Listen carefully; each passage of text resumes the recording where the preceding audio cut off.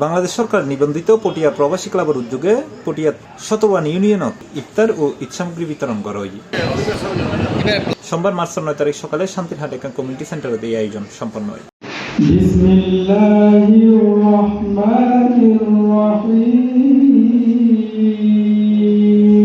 ক্লাবের সহসভাপতি মাহবুবুর রহমানের সভাপতিত্বে ও দপ্তর সম্পাদক মোহাম্মদ শাহিদুল ইসলামের পরিচালনায় এর প্রধান অতিথি হিসেবে উপস্থিত আছেন পটিয়ার উপজেলা সমাজসেবা কর্মকর্তা মোহাম্মদ দেলোয়ার হোসেন।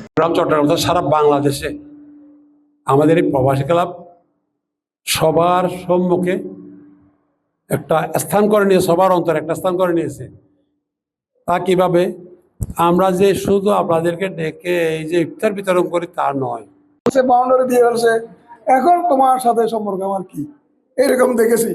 আর সারা ট্যাক্সি নিয়ে আসতো, গাড়ি নিয়ে আসতো, তাদের আমরা সহজে একটু সালাম দিতে পারতাম না বা দোয়া করতে পারতাম না, কারণ তারা তো এখন বিদেশি প্রবাসী হয়ে গেছে, এক অদ্ভুত ধরনের মানুষ হয়ে গেছে তারা। কিন্তু এই যে পটিয়া যারা প্রবাসী হয়েছে, এদের আমি 3-4 বছর ধরে এদের পোস্টগুলো দেখতেছি আর কি।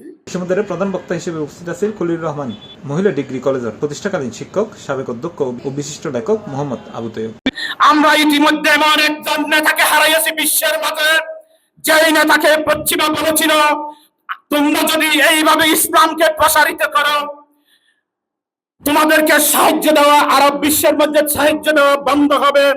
সেই নেতা বলেছিল পবিত্র রমজান 1 মাস আমরা উপোস থাকি আল্লাহর নির্দেশে, আমরা যেখানে 12 মাসের মধ্যে 1 মাস উপোস থাকতে পারি, তোমাদের সেই বিদ্যাঙ্গুলি, সেই আঙ্গুল আমরা উপেক্ষা করতে পারি না, আমরা বই করি না।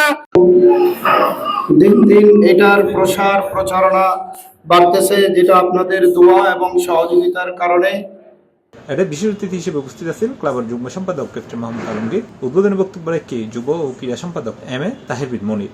মানুষকে খাওয়ানো এবং পরিচিত অপরিচিত সবাইকে সালাম দেওয়া, এটা মুসলমানদের জন্য সবচেয়ে উত্তম কাজ।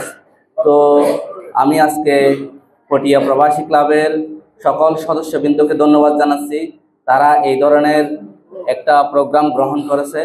এছাড়াও আরো উপস্থিত আছেন সমাজ কল্যাণ সম্পাদক আব্দুল সত্তার, সহসভাপতি মোহাম্মদ ইয়াসিন পারভেজ, মোহাম্মদ সোহেল, মোহাম্মদ বদুল আলম সহ ক্লাবের অন্যান্য নেতৃবৃন্দ। C+ TV, Chittagong.